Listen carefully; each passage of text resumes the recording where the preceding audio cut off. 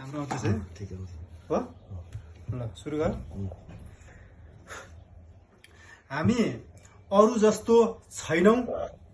यही नै हाम्रो एउटा हतियार हो अरुको नक्कल गर्नको लागि हामी आएको होइन हामी आफू जस्तै छौं आफू जस्तो छौं त्यस्तै हुनुपर्छ मतलब आफूलाई जे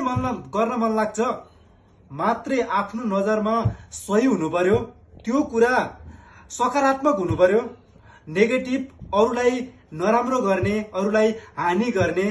हैन यस्तो कुरा हुनु भएन आफ्नो नजरमा सही लाग्ने जति पनि कुराहरू हुन्छ ती कुराहरू गर्नुस् खुसी हुने कसरी खुसी हुनको लागि हामीले आफूसँग के छ त ती कुराहरू सोच्ने ती कुराहरू टिप्ने ती कुराहरू हेर्ने अनि ती कुराहरूलाई चाहिँ राम्रोसँग चाहिँ हेरेर मनन गर्ने र खुसी हुने हामीसँग जे छैन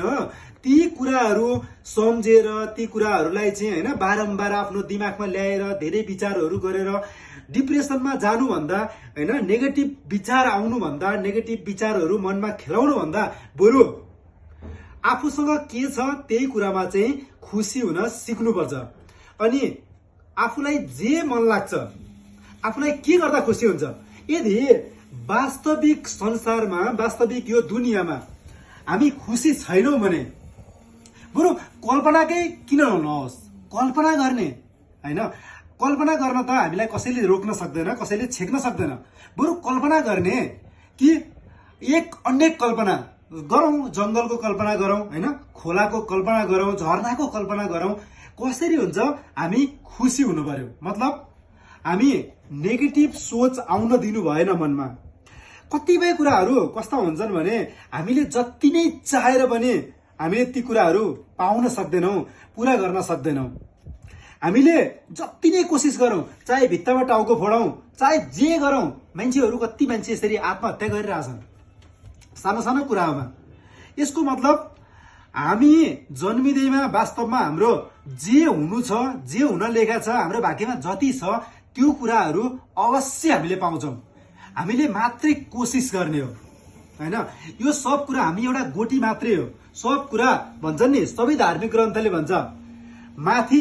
अरु कोही छ हामी भन्दा माथि हामीलाई अरु कसैले चलाइरहेछ हामी एउटा गोटी मात्रै हो त्यही भएर धेरै सोच्न आवश्यक छैन धेरै अनावश्यक कुराहरू सोचेर चाहिँ हैन एक अनेक कुराहरू सोचेर हैन डिप्रेसनको शिकार हुनु भन्दा बरु कल्पना गरेर खुसी हुने कसरी बितेका कुराहरू जति पनि पास्ट थियो ती कुराहरू सम्झेर दुखी हुनु भन्दा पछुताउनु भन्दा र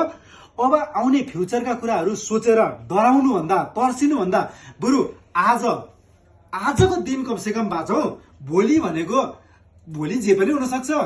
हैन भोलि बा भूकम्प आउँछ अरे बा जे पनि हुन सक्छ भोलिको कुनै ठेगानै छैन सुतेका मान्छे सबै उठ्छन् भन्ने छैन सुतेका मान्छे सुतिरहन पनि सक्छन् त्यही भएर खुसी हुनको लागि आजको दिन बाँच्न सिक्नुस् भयो